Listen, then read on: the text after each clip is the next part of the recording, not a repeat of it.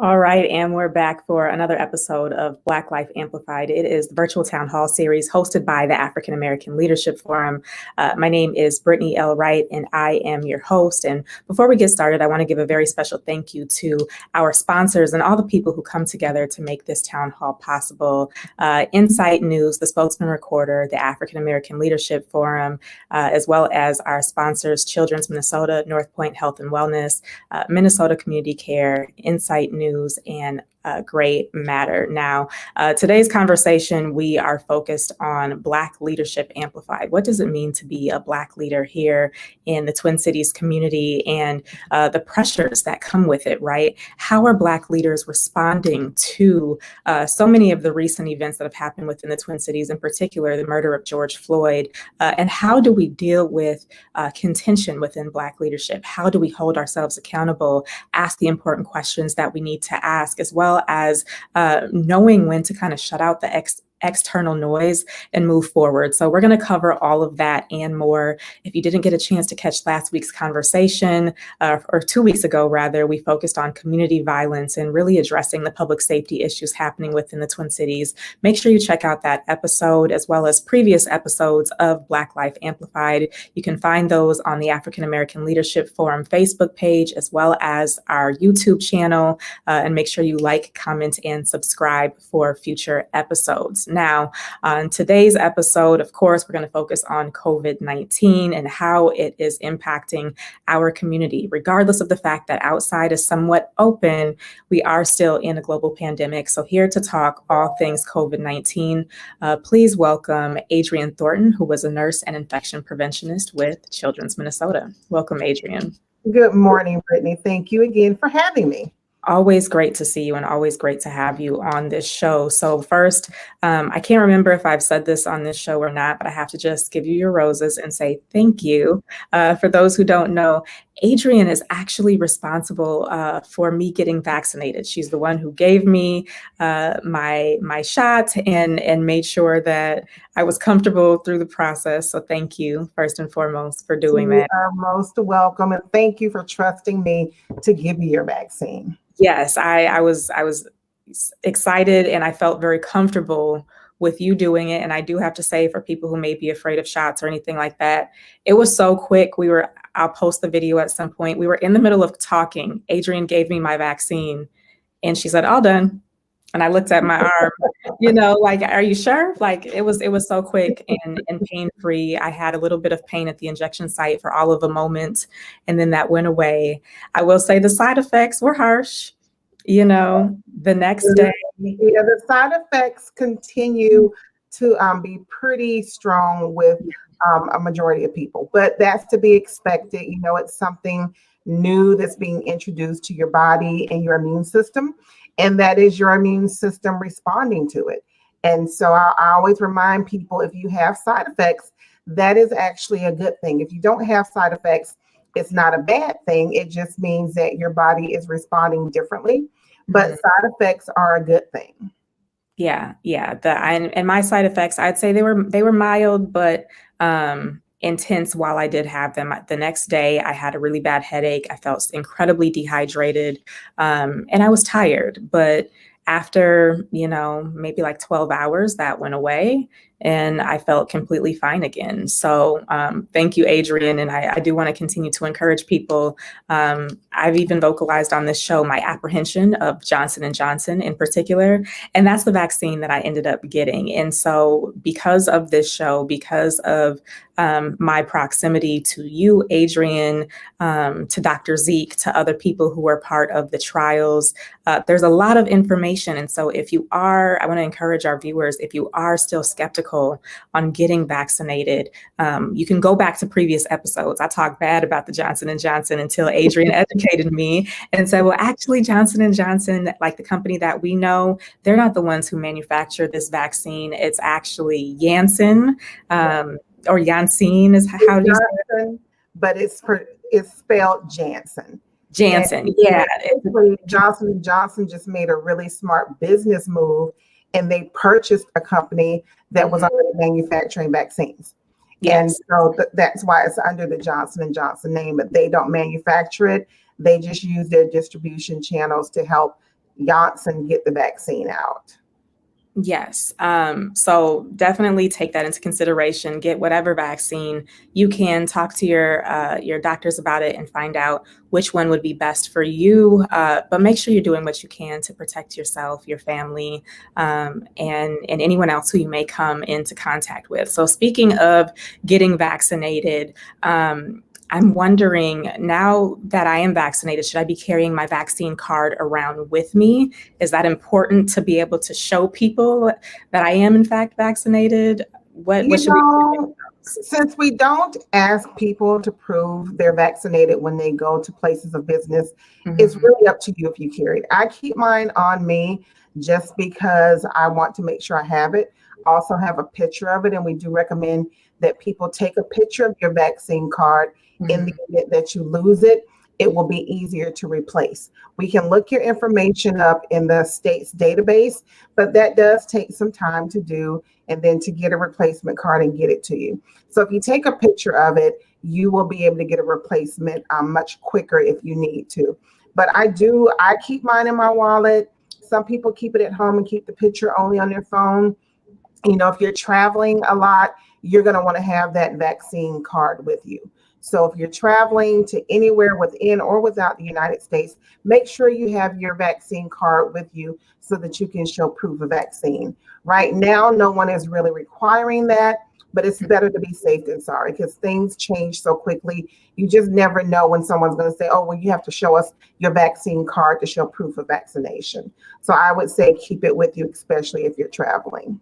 Okay. And I have noticed that CVS is starting to sell a little like laminated pouch for people to put their vaccine card in. So, if you got little ones and things tend to go missing, you might need an extra layer of protection. Those things are starting to become available. Now, if you have gotten vaccinated and you're going out in public, you're going to a party, you're going to the grocery store, do you still need to be, when do you determine like when it's appropriate to wear your mask and when not? What is the rule on that? Well, the CDC has basically said that anyone who is fully vaccinated, and when we say fully vaccinated, that means you've received 2 doses of Moderna or Pfizer or 1 dose of J&J, and you're 2 weeks past your last vaccination date. That is when you're fully vaccinated. If you are fully vaccinated, you do not need to wear a mask. If you have any type of chronic health condition, you may want to consider wearing a mask when you're in a larger crowd, or if you're in a crowd where there are unvaccinated and vaccinated people, you might want to consider wearing a mask. For instance, my son's immune system is not as strong as we would like it to be. And even though he's fully vaccinated, when we're in enclosed areas, for instance, Target, or we went to a school board meeting the other night, I make him keep his mask on, because the vaccine provides him protection, but because of his immune system issues, he's still at risk for acquiring COVID. So you kind of have to look at your own health history, where you are. If you're outdoors and it's not a huge crowd, like at a concert, then everyone can go unmasked. If you're in a mixed crowd, say at someone's home, and you have a mixture of masked and unmasked people who are not vaccinated should still have on their masks. So if I'm alone, I don't tend to ask people. If I'm in a crowd of people I know and I have my son with me, I do ask people if they're vaccinated, because just because they have their mask off does not mean they are vaccinated. And so the CDC has a really nice picture that tells people when they should mask and when they shouldn't. And basically, if you're not vaccinated, then you should be wearing a mask when you're in larger crowds. For instance, if you're going to the baseball game at TC Stadium, or if you're going to a big concert. If you're outdoors and it's a smaller crowd where you can, get some space between you because you're still trying to maintain some type of distance, then you can take your mask off. If you're symptomatic and you're not vaccinated, you should wear your mask at all times, no matter where you are.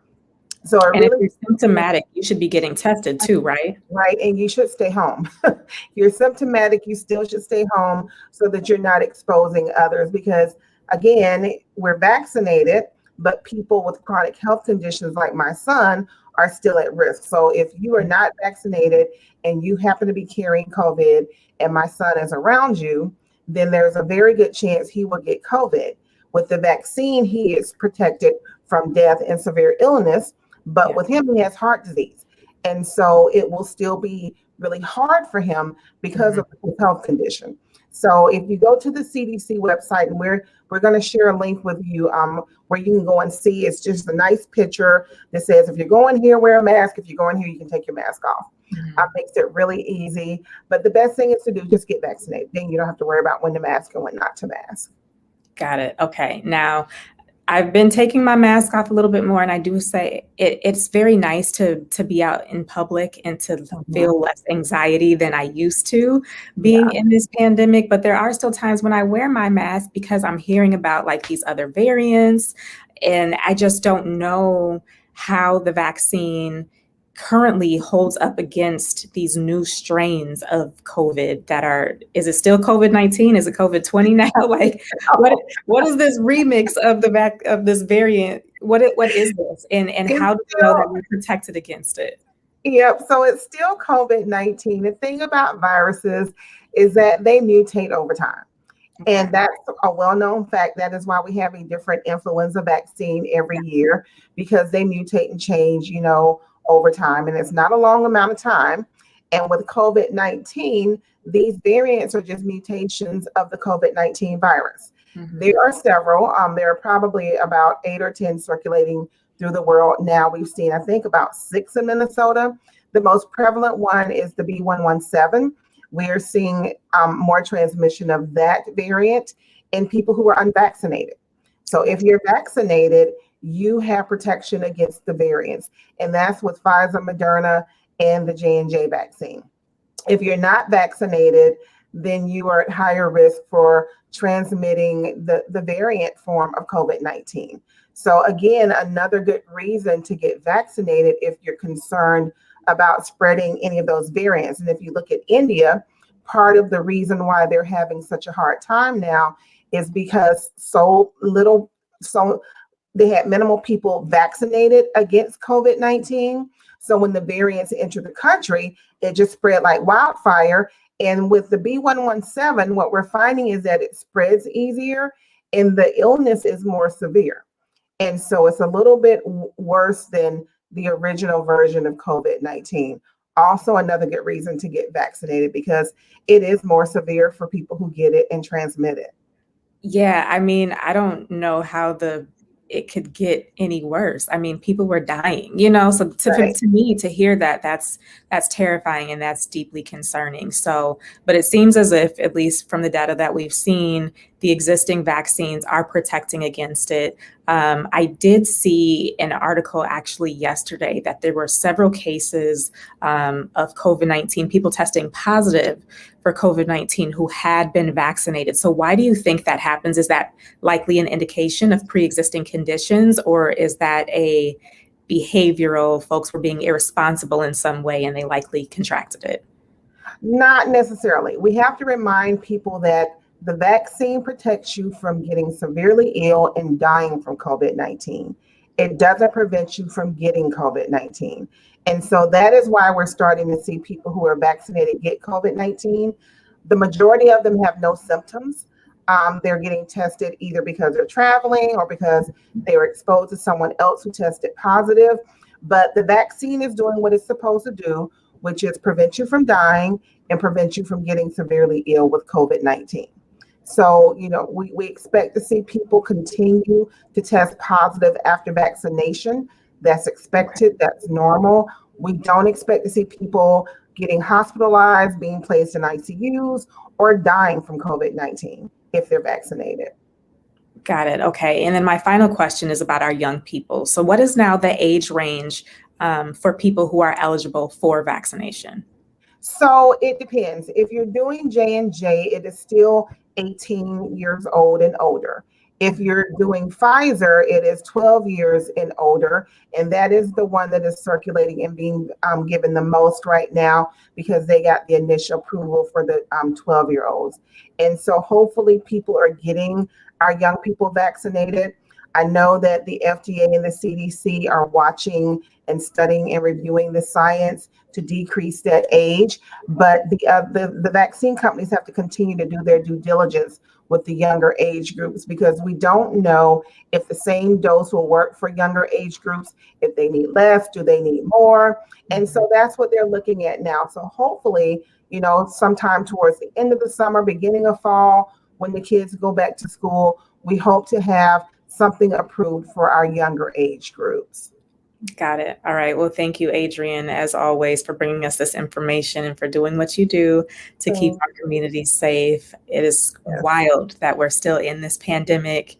Yes. It doesn't kind of seem like we're getting out of it anytime soon, but we are at least making steps forward and progressing in terms of keeping our community safe and bringing immunity into our community. So thank you, Adriene. Please stick around. We'd love to have you as the next part of this conversation moves forward, and we want to encourage our viewership. Do what you need to do to educate yourself and to keep your friends and family safe. So we're going to go ahead and move forward with the remainder of this conversation, which is on Black Leadership Amplified. So joining me, I have Marcus Owens, who is the Executive Director of the African American Leadership Forum, James Burrows, who is the Vice President and Chief Equity and Inclusion Officer for Children's Minnesota, Greg Cunningham, who is the Senior Executive Vice President and Chief Diversity Officer at U.S. Bank, as well as Akua Ellis, who is the Senior Vice President of Impact for the United Way. Welcome, panelists. Thank you for being here. Welcome to Black Life Amplified. Now, we are here on today's conversation talking about Black Leadership Amplified. And as Black leaders, especially here in the Twin Cities, we've had a very unique year and a half. We've all had to pivot and work remotely because of the pandemic. But we also were at the epicenter of a global uprising after the murder of George Floyd. And so I want to ask you, I will start at the top, start with Adriene, and we'll work our way down. How did your leadership shift after the murder of George Floyd? At Children's Minnesota, our leadership did a really good job of communicating the compassion for the employees. They recognized very quickly that our employees of color were struggling. Black employees were mourning, they were grieving, and our leadership did a really good job of acknowledging that, going through that with us, giving us space to grieve. We had listening sessions with a therapist where we could unload everything that we needed to unload, get the assistance that we needed to get through the situation. And so I applaud the leadership at Children's Minnesota for recognizing the need to do that, because not all organizations were able to do that or saw the need. And I think it really helped support our Black employees to feel, one, like they could go to work and be comfortable, and the organization cared about them. I think it changed how they felt about our leadership, because our leadership reached out to the Black employees to say, hey, we see you struggling. We know this is a difficult situation. We are here for you. We're going to provide for you. If you need anything else, tell us what we need to do for you. So that is how our leadership responded to that situation. And it was just wonderful. And we continued. It wasn't a one-time thing. We continue to have those spaces and those opportunities for our Black employees to get assistance, talk to each other, talk to the leaders, and just, say what they need to say, get things off of their chest, and continue to mourn and grieve as they see fit or what's convenient and appropriate for them. So that's been quite wonderful to have happen at Children's. Thank you, Adriene. I want to go now to Greg Cunningham. How would you say your leadership has changed or been impacted by the murder of George Floyd? Thank you, Brittany, and good morning, everybody.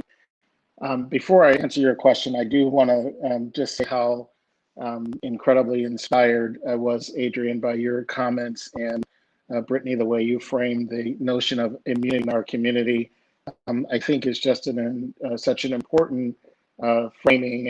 And Adriene, thank you for your leadership in this space. I'm quite inspired by your work.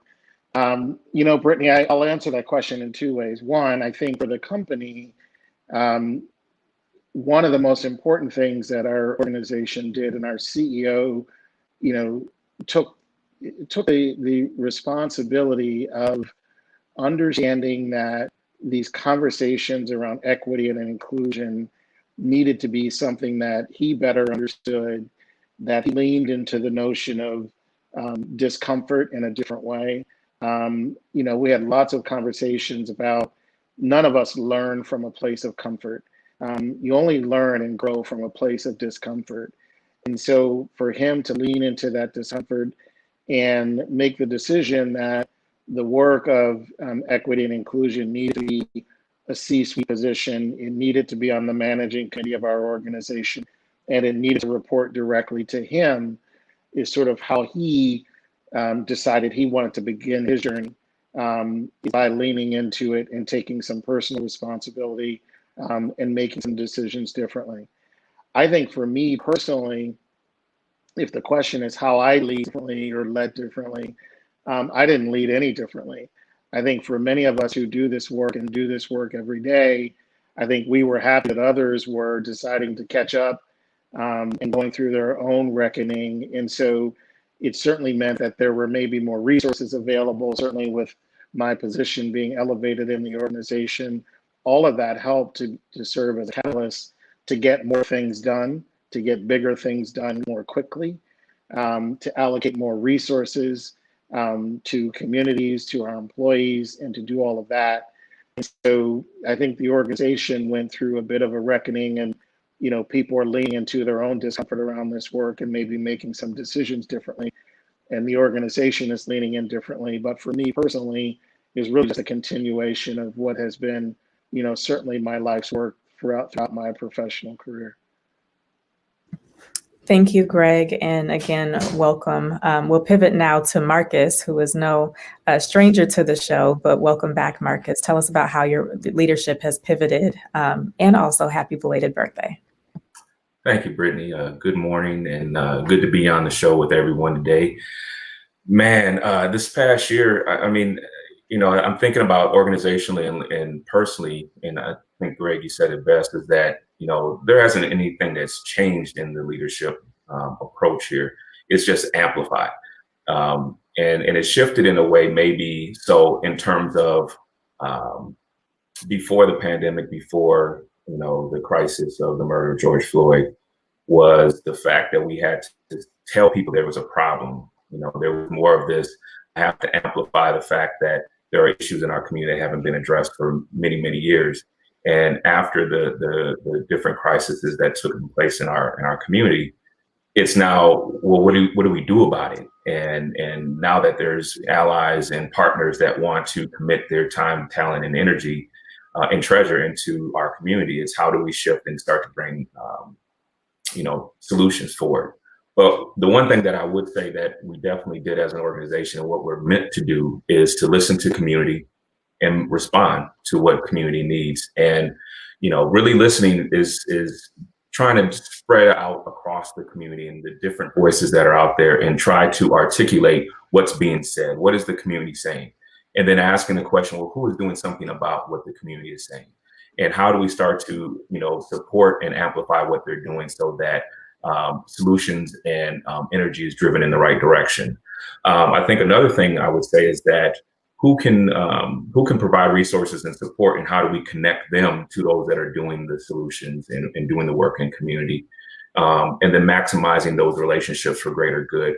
So, this moment in time, the one thing that I'm constantly reminding myself and my team is that, even though this is what feels like a crisis and what feels very hard and very tense, is a culmination of things that have happened over many years. And so not to take it lightly in this moment, but to also think long term. And what is it really going to take for us to really change the trajectory of where we've been and where we're going? It's just one of those moments and those times right now where we need people to step up and step in. This is not a moment to shrink. This is not a moment to, think that someone else is going to do the work. Yes, there are people in positions of power, but it takes all of community to step in. Those that are on the front lines, doing the work and connecting in community, to those that are sitting in offices that can provide fluence and thought leadership. We need everybody into this right now. So I think, if anything, it's just amplifying that point to the community. And that's how we move forward together. So, yeah. Thank you, Marcus. James, I want to go to you now. How would you say your leadership has pivoted since the murder of George Floyd? Well, thank you, Brittany. I wanted to first, like Greg said, thank you and Adrienne for walking through the importance of vaccines and also immunity in the community. We still have to, as a people of color especially, get vaccinated to be safe. So thank you for amplifying that. How did my leadership pivot? I'll start with our organization. At Children's, what I implored our leadership to do was to sit in it. And what I meant by that was people wanted to react to the George Floyd murder and say, what do we do now? How do we do it? How fast can we get it done? My CEO made a statement that we put together about the tragedy of the murder, what happened, and how we have to do better on racial equity that actually we'll talk about later as a catalyst, I think, for some of the work that the Alliance of the Alliances and MNBCRE are doing now. But after that statement, I said to my leaders, just wait, because it didn't take a George Floyd murder to get here, and it shouldn't have. Philando Castile was murdered a few years ago. Jamar Clark was murdered before that. In 1619, in Jamestown, Virginia, chattel slavery was brought here, and we got Jim Crow, we got segregation, we got the land that was stolen from Native Americans. Our history of racism and systemic racism in America didn't start with George Floyd's murder, and it wouldn't end with it either. But I wanted them to say, okay, how do I sit and process everything that needs to get done? And then after that processing, I wanted them to also, too, reflect on the pain that our employees of color, especially our Black employees, are facing. Adrienne mentioned it earlier. We intentionally went out and got psychologists and psychiatrists who were Black, who are Latino, who matched the demographic of the ERGs that they were serving, to serve them and just listen to them and listen to their pain, listen to their hurt, and not just rush to do something. One of the things I had to resist and have my organization resist is just going to get some food, going to get some baskets. All of that was needed during the civil unrest, but it's not just that, it's more than that. From a personal level, as Greg said, I've been doing this a long time. It actually made me a little upset. It made me a little upset that it took a murder of a man in 9 minutes and 29 seconds on your TV screen to get people urgent around this work and making them want to do something differently.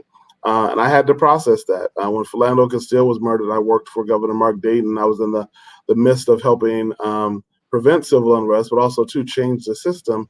And all the things that we talk about now in police reform, we talked about 5 years ago in that sense. And I wanted to make sure that I wasn't just getting upset because it's now that George Floyd happened and people were at home and you saw it. It's the only reason we're doing it. So from an individual standpoint, I kept doing what I was doing. I doubled down on it. I told people, if you want to do something differently, you need to think differently, act differently, react differently, and build stronger relationships. It can't be a one-time, we're going to give money in honor of George Floyd or the murder that happened. It has to be a long systemic change. So that's how I handled what happened last May 25th. Yes, and thank you for naming that before George Floyd, there have been so many other people within our community who have lost their lives at the hands of police. And it shouldn't have taken this moment for systemic change to be made, for organizational shifts to be made, and for leadership to truly be amplified. Yet and still, we're here. So I do want to ask Akua, before we dive further into the conversation, how has your leadership shifted and your organization pivoted since the murder of George Floyd? Yeah, thank you for the question and for the opportunity to be with you all this morning. Now, this afternoon, I'm honored. So I think about that question in a few different parts, and I'll try to keep it succinct so we can get into the meat of the conversation. From an organizational perspective, as the head of community impact at Greater Twin Cities United Way, there was the external facing work that we did in ways that we pivoted. So an example would be the partnership that we have with the Minneapolis Foundation and the St. Paul, Minnesota Foundation that was already in the works, but we accelerated those efforts to create the Twin Cities Rebuild for the Future Fund.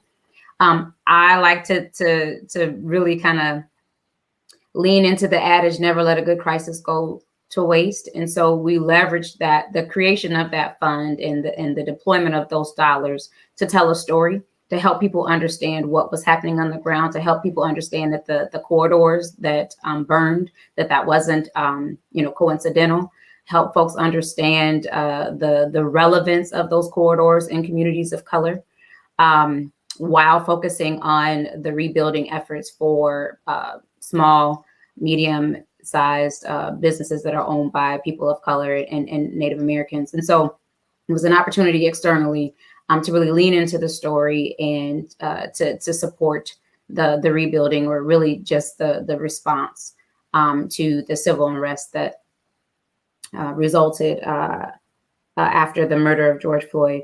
I would say additionally, we were already responding and supporting the nonprofit organizations that we fund in COVID response. What we saw was that a number of our partners had secondary and even direct trauma that they experienced in the wake of the civil unrest. And so, the next round of dollars that we made available through our COVID-19 Response and Recovery Fund, we permitted to be applied to wellness for individual employees, doubled down with technical assistance. So making providers of color available to those organizations to leverage to drive wellness and well-being among employees for our nonprofit partners that were along those corridors or had employees that were directly impacted. So that was a big piece of our external response.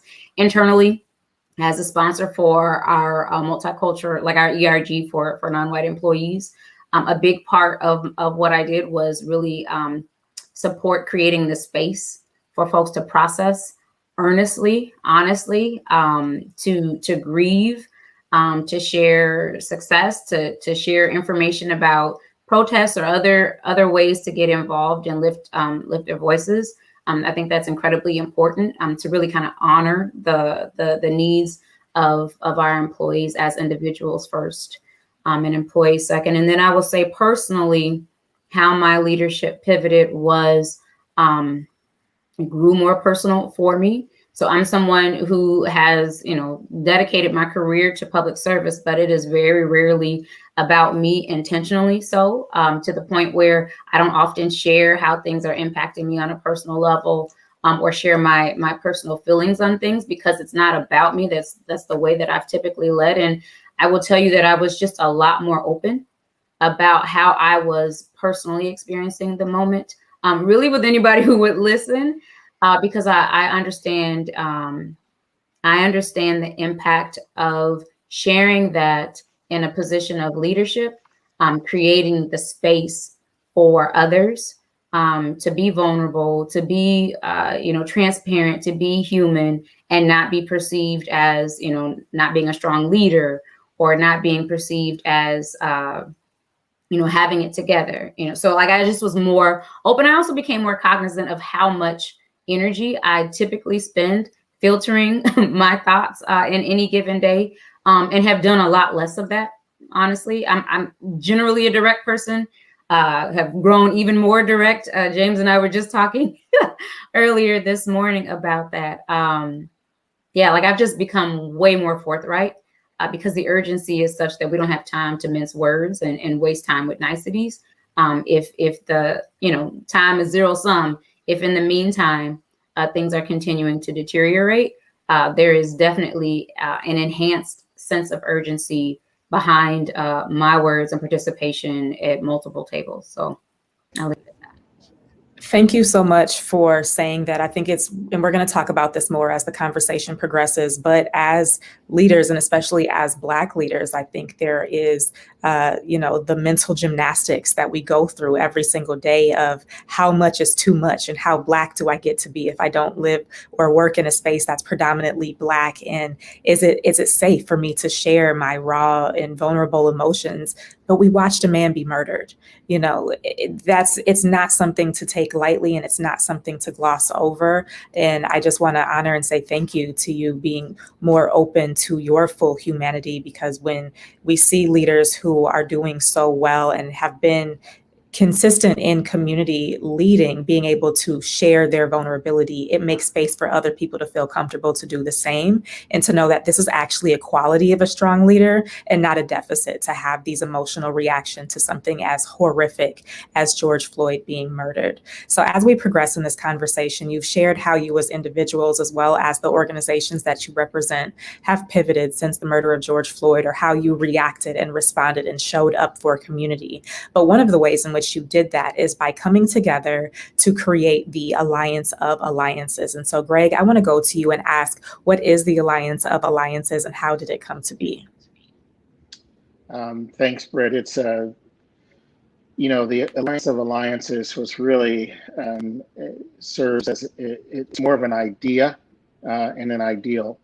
And the point of it was for a number of us, in community who serve in different capacities within community, that we wanted to be a catalyst for, using our positions, using our influence to really add value and to create value for others, others who are doing the work every single day, on the streets, big and small efforts.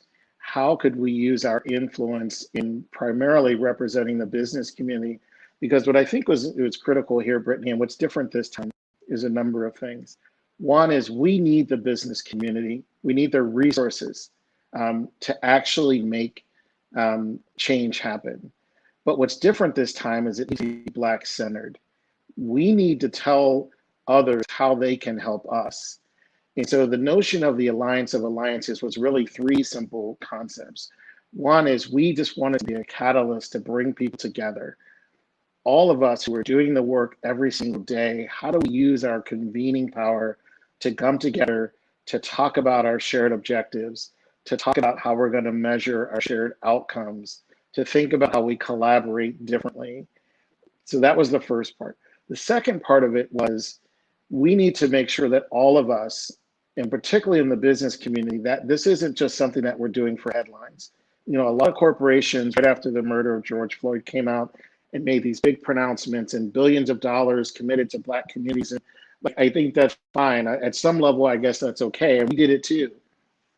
But what's far more important is how are you making real change in the lives of real people? And, this notion of transparency. And so the Alliance of Alliances was really a challenge to all of us, including the business community, to say that we're in this for the long term. You got to have some stamina around this work. These changes and these disparities that we're trying to eradicate aren't going to change in 5 years. They're not going to change in 10 years. They took 400 years to create. And so to the extent that we can have some stamina and make sure that the investments we're making and the investments that we're asking the business community to make, that these are long-term investments, is really an important part of it. And then the final piece I've mentioned, which is this notion of collaboration. The Alliance of Alliances is just that. It's an idea of how we can all come together.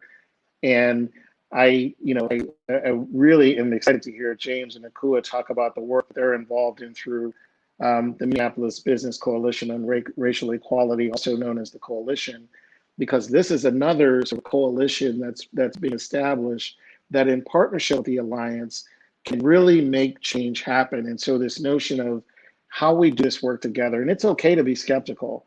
And I say this all the time, I'm glad our community is skeptical about this work, because that's what hold ourselves accountable. But while you're being skeptical, we also need you to step in and do the work, because we don't want this to be a self-fulfilling prophecy. If you're skeptical and you only want to stand on the sidelines and sort of chirp on how bad things are, then you're almost sort of predetermining the outcome. But if you're skeptical and say, I'm going to jump in and make sure that it's different this time, that's what the notion of the Alliance of Alliance is about. We should all be skeptical, but let's make it different this time by actually doing the work and doing it together over the long term.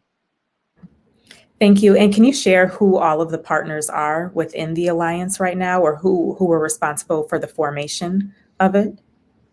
There are a number of organizations, including the Boulay of the Twin Cities, Itasca, the Minnesota Business Partnership, Greater MSP. I already mentioned the coalition, obviously AALF, the social impact. There are a number of organizations, Brittany, who there's a senior executive, black senior executive group that's sort of a more of an informal group that's formed together that's also been a part of it. And I think the better answer to your question is we've had both formal and informal conversations with lots of organizations, legacy organizations, spiritual organizations about being a part of it. And, you know, the work that Marcus and the team at AALF is doing to really help to put some formality around what does it mean to be a partner in the Alliance of Alliances is the work that we're doing right now. Thank you. I would like to pivot to James now to talk more about the Minnesota Business Coalition for Racial Equity. What is it, and why are you a part of it, and how did it become a part of the Alliance of Alliances? Sure. So I'll answer the last question first. It's technically not a part of the Alliance of the Alliances, but we are working in partnership with the Alliance of Alliances. Think of the NAACP and the Urban League working together for the commitment of doing better for Black folks. That's what we're doing now. But how did it get started? Organically. After the murder of George Floyd, literally I talked to James Moman, who at the time was the Chief Diversity Officer for General Mills. And he said, James, we got to do something now. We got to do something urgently. I'm calling people up. Well, we got to put equity inclusion at the forefront and make sure that we do something now. He called some other folks, talked to Akua, Raybo Dominski at US Bank, some other folks involved, and said, we got to get something and put something together. I'll be honest with you, that skepticism that Greg mentioned, I had it. I was like, why is this urgency now? Like, why should I join this group? Why is it important? Why don't we just do the work? Why do we need to create another racial equity group? And to be quite honest with you, I left the group early on. And Kua knows that intimately. I was like, nah, I'm good. I'm going to do it by myself. But I thought to myself, if we don't come together now and put our sleeves up and join in a partnership, we won't be any better than we were before George Floyd's murder. So the coalition came together. There's about 80 companies involved. A lot of the names you're familiar with, 3M, General Mills, Children's Minnesota, US Bank, Anderson Windows, a lot of major corporations. And the purpose is real simple. We're here to listen, serve, and act on behalf of better outcomes for the Black community. We all know the disparities in the Black community. We've heard about it several times over in national studies about how bad Minnesota is. But I'm tired of listening to the data without putting some action to it. So we said we're going to listen to community and listen to others to say what's working now in community. We're not here to just change the whole system. What's working now in the community in the areas of philanthropy, workplace inclusion, policy, and also allyship? And what can be working better if we join together? So those companies that come together, they come together under each of those pillars that I mentioned before. They do joint work together and see how we can change policy, change the way we do philanthropy and also workplace, and make it better for Black people in Minnesota. Our ultimate goal is to build sustainable solutions that come from the people, by the people, and led by Black people in the community. And that's where the partnership with the Alliance of the Alliance is. I'll tell you some background that probably Greg nor I should be mentioning, but we're going to mention it today. Greg came to me about the Alliance of the Alliances when I was doing work with MNBCRE. I said, Greg, we're doing the same thing. Why don't we do it? He said, James, y'all not exclusively Black-led. Y'all are doing good work, but all these companies have been saying this for a long time. And I said, that's fair. And then he said, we're going to do the Alliance of the Alliances, started by the Boulay, but we're going to partner and make this collectively come together. And one of the things we want to do, Brittany, and I want the audience to hear this, we will not let anybody put a wedge between the Black people on this call or in community about doing what's best for Black folks. We won't let ego get in the way. We won't let, whether it's the Alliance or the MNBCRE, get credit. We're going to make sure we have better outcomes for Black people that are sustainable. Thank you, James. That's incredibly important. Whenever there's money on the line, questions start to get asked about, well, whose initiative is this actually, and who actually owns it? We've talked about the importance of community collaboration in previous conversations, and it's not something that's easy. So I do want to pivot to Marcus and ask, My understanding of the Alliance was that ALF was the convener and that the funds that were raised were going to be distributed into community. But I think that's actually a misnomer. That's a misconception of the Alliance in itself. So can you speak to what ALF's role is, what money was raised, what it's being used for, and how ALF plans to move forward supporting the Alliance of Alliances? Yes, thanks for the question, Brittany, and Greg and James. Thanks for sharing kind of how the genesis of this work really started. So, as the Alliance of Alliance was being developed, as well as the coalition, our role kind of was still the same in community. How do we become a hub? How do we become a center where different leaders across the community can come together and share ideas, also share solutions, but then also understand who else in the community is doing what work, so that we can amplify that and make sure that they get the support and resources that they need. So as the Alliance was developing, it became a natural fit for them to engage ALF as an organization that's been around for 15 years, where our true goal has been to convene the community, develop collaboration, and champion solutions, right? And so much of the goals and the objectives of both of these efforts was really within our will well. We're Black-led, we're Black-centered, and then we ensure that we're connecting all different types of leaders across systems, across community, to come together to create co-created solutions, right? And so as we came into this, it was, well, how do we do more of what we already do? And so the ask for us as an organization was, how do we scale up our work? How do we add the elements to enhance Black-centered design, which is an approach that listens to community, develops the appropriate insights, ask the question of who's already doing the work to build on what the community wants, and then how do we start to accelerate that work? As we accelerate that work, we also then want to talk about and shape a new narrative. So when we talk about Black-centered design, it's a comprehensive approach to bringing community-developed solutions, right?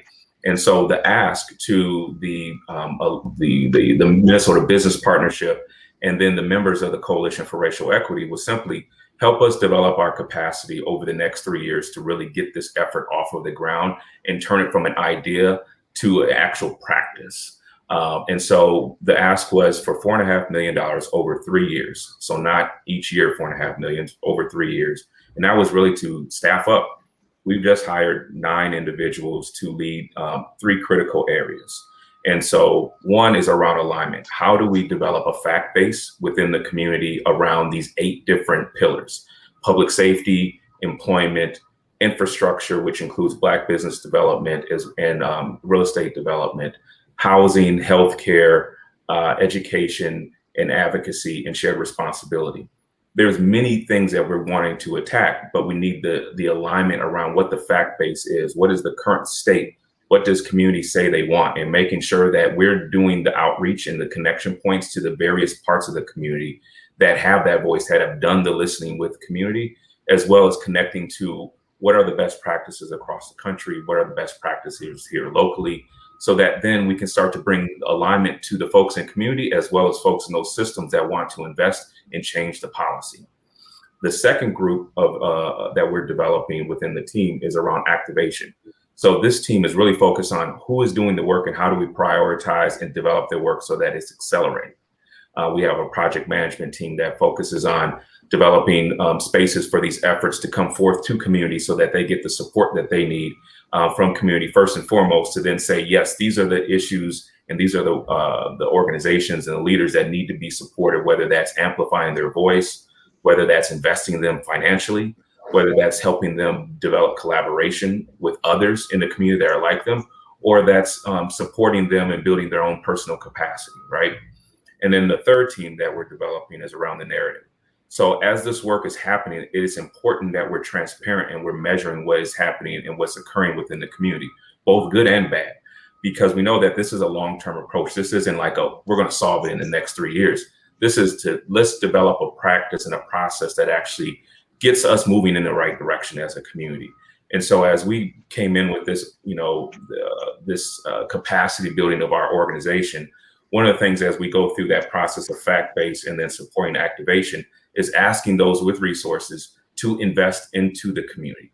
So we'll be facilitating opportunities for a community that has been supported community-led efforts that have been supported by community to go in front of those, whether it's the government, whether it's the private sector that want to invest in creating those connection points, that connective tissue, if you will. So those that need to or that want to invest and have the resources to invest in community supported solutions. So I want to make sure that that's one of the key elements to this, but then also ensuring that those that want to be a part of this complex adaptive coalition is what I'm calling it, have a place there. You know, impact leaders, impact partners. Impact leaders are the folks that are doing the work. They're building solutions, they're innovating, they're boots on the ground, they're folks that are thinking about the full systems, but they're developing solutions.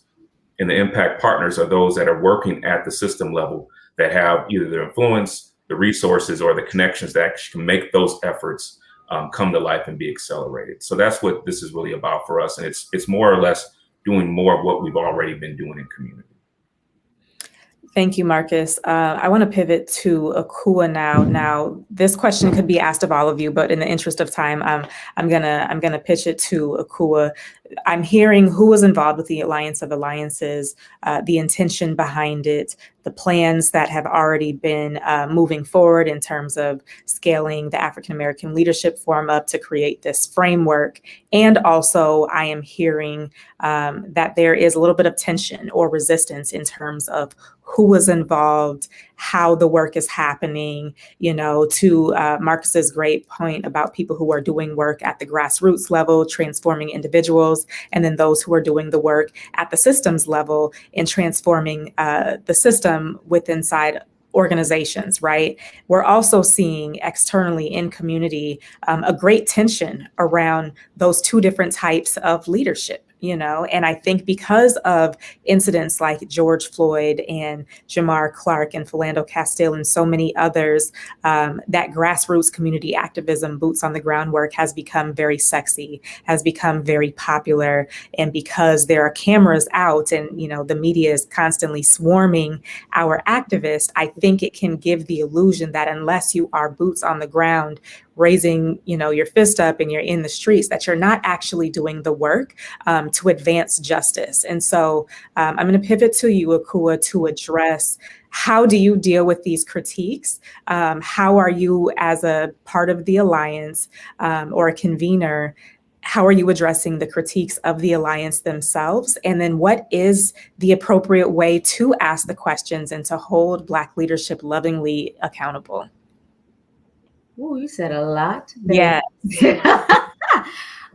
You know, I'll back up a bit and just name a dynamic that, you know, won't come as a surprise to you, Brittany, and we talked a bit about it earlier, but I want to just name, and that is this tendency, and I'm arriving at a point where I think it's to some extent human nature, but we just got to be aware of it, right? Mm-hmm. There is a tendency to advocate for, you know, more racial inclusion among leadership. You know, we want a seat at the table. We want to be decision makers. We want to see people that look like us represented at those tables. And then when when folks occupy those roles, when we're successful in that, as a community, I'm speaking in broad generalities, we are not there to support their best work. They then are seen at, like, we then otherize leaders of color, folks who have reached what we collectively aspire to, have a portion of their identity erased oftentimes.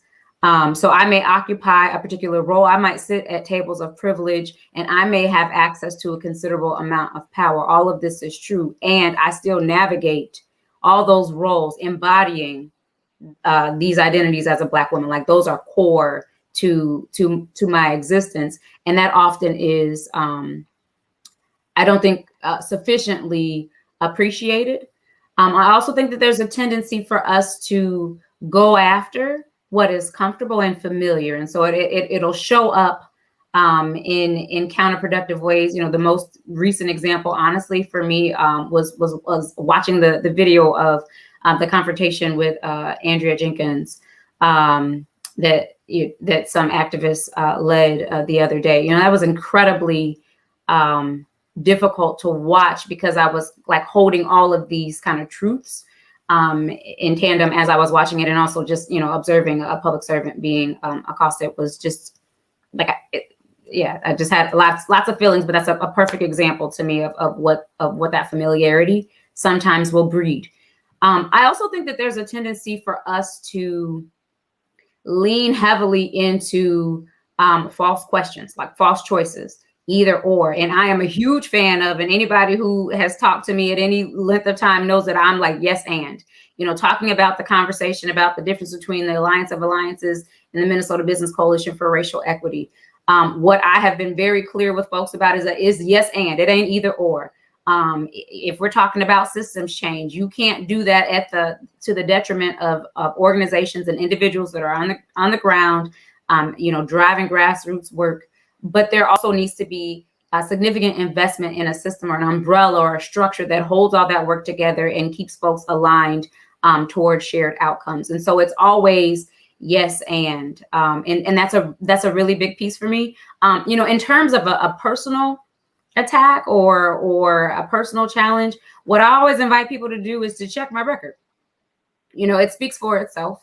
You know, like, I'm thorough in these streets, as well as, like, you know, strong at tables of like influence and privilege. But that's an intentional effort on my part. Like, I'm constantly intentional about maintaining relationships and presence in both of those instances. You know, so I don't tend to engage too much in that conversation, because like that's a bunch of talk. And at the end of the day, I'm about results. And so, like, check my work. I just want to put "I'm thorough in these streets" on a t-shirt and wear it. So thank you, Akua. I think you've started something. But no, you're absolutely right. I think the history of various leaders in this community will speak for themselves. I think we have to remember the humanity of our public, you know, elected officials, as well as other community leaders. And you're absolutely right. We fight and we push back and we say that we want to have a seat at the table. And then when one of our community members gets it, we have to remember that they're still a member of our community, even if they're sitting at a different table. And that also, there's a responsibility to continue to reach back and to communicate and to keep, you know, the lines of relationship open. And so people can feel as if they are being represented at the table, right? It's a continuous dance, and it is not easy, but I want to just tip my hat off to all of you and give you your roses for the ways in which you all do that and continue to navigate. We have probably like 30 questions that have not been answered as the show is wrapping up. But I do want to ask, and this can go to any of you, so please speak up, as it relates to the Alliance of Alliances. If there are people who want to get involved, if there are people who want to ask questions, what I know happened to Councilmember Andrea Jenkins is deeply troubling and problematic to me. And what I hope is that we continue to learn different ways of communicating and organizing and expressing our grievances and holding each other accountable, but in a way that is not harmful, and that we don't continue to perpetuate the harm that's been inflicted on us onto one another. So that being said, if people do have questions or critiques of the Alliance of Alliances, if they want to get involved or to see things go in a different direction, how do people do that in a manner that is effective and that will be received and taken into real consideration? You know, I want to just offer, because it speaks to the latter part of the question you asked, is curiosity, like really leaning into curiosity. So start with the question and be clear about what it is that that represents your desired outcome, because that will help cut through a lot of mess and passive aggressive communication. Just be clear about what it is that you're after and curious about the current context. And I reiterate that. And also too, MBCRE has a website, www.mbcre.org. And if you're a company or a nonprofit interested in joining, you can join the MBCRE through that and get a lot more information. And then also to become involved in one of our pillars as well. And we want to hear it from everybody. We want to do more of this work. I think we only covered a little bit of the substance today. We may need to come back and talk more about how the Alliance of the Alliances and MBCRE will continue to work together. And I'll just add in, For those that are interested in the Alliance, there's going to be a lot of information coming out over the next 60 days. But the first place that you can start is our website, www.tcaalf.com. And you can find information about the Alliance. You can see, the initial press release we put out last month. And then you can also sign up as a contributor. So if you're an individual or an organization that's interested in being involved, whether that's giving your time, talent, or treasure or connection, please, join there. But if you also want to connect with us, email the organization at info@aalftc.org. And then just put in your comment or your question so that we can incorporate that in our communication as well as reach out to you. I think Greg mentioned this earlier on. This is an opportunity for folks to be curious, to Akua's point, but also, save the criticism unless you want that criticism to go towards action. There is a propensity in our community to just go back and forth around criticism and things like that. But if that criticism doesn't lead to, action where we can actually work together as a community, it's just going to be a challenge to do the work. But we want to invite everybody to be a part of this. Everyone has a role to play, so be a part of that. And if I could add a 10-second appendix to what Marcus said, Brittany, I love what all of my colleagues just said about that. And, I also think it's important that, in the notion of criticism, to understand that we should be judging each other by our intent. And, perfection is not something that any of us are ever going to be able to achieve. And, in our actions, please just understand the intent of it is to advance our community in Black-centered design. And are we going to make some mistakes? We absolutely are. None of us on this call do things perfectly every time. And we may make missteps along the way and may forget to engage some partner, make this phone call to this person. That's going to happen. But I think the intentions and understanding the vision and the intent of every single leader on this call, and many of you and all of us, and what we're trying to accomplish, I think is a really critical aspect of this. We got to give each other some grace throughout this process, with the understanding that we're all working towards the same thing. So let's use our criticism as a way of, how we can get better and not trying to hold each other to a standard of perfection. Yes, thank you so much for that. I think that's a great point to end on. I want to challenge all of our viewers to do something that I got to do before the show this morning, and that's to call a Black leader or two. I'm at 2 so far. I'm going to try and get to like 4 by the end of the day. Call a Black leader and tell them that they're doing a good job. It is so easy to criticize and to look at all of the ways in which we fall short because we're all human. You take these titles away in the organizations and all of the things. People are human. Going through a global pandemic, we're still seeing the ripple effects of being at the epicenter of an uprising, in addition to our personal challenges that we go through behind the scenes that nobody knows about. So I welcome any critiques of anything that I do or any organization that I'm aligned with. And also, I believe in accountability as a form of love. And I also believe in grace and compassion as a form of love. And I think when we remember to lead with those ideals in mind, we can work through the challenges and we can work through the missteps and the mistakes that could be made or that may be perceived, right? So there's so much more to this conversation that we just didn't have the time to get into. My producers are going to be mad at me, but I'm inviting all of you to come back for part 2 of this conversation. We'll figure out the scheduling of it, but there's so much more that could be said about Black leadership and how the Alliance of Alliances ties into all of that. And I want to thank you all for your time and your commitment to this work. And I'm really thankful that we were able to start the conversation pointing out what you've done already, because I don't think we all oftentimes don't feel comfortable to say, well, this is what I've done, but sometimes it's important for people to know that important history. So, check my credentials, check, I'm thorough in these streets, as Akua said, it's important to know we got some thorough folks on this town hall and they're going to come back and we welcome it. Make sure you all stay tuned because we're actually going to do a special episode of Black Life Amplified on Friday, July 9th. We're going to be sharing resources on how you can keep your young people safe and engaged over the summer. So be on the lookout for that conversation.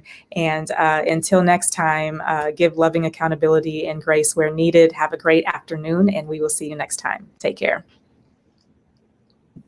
And thank you, panelists.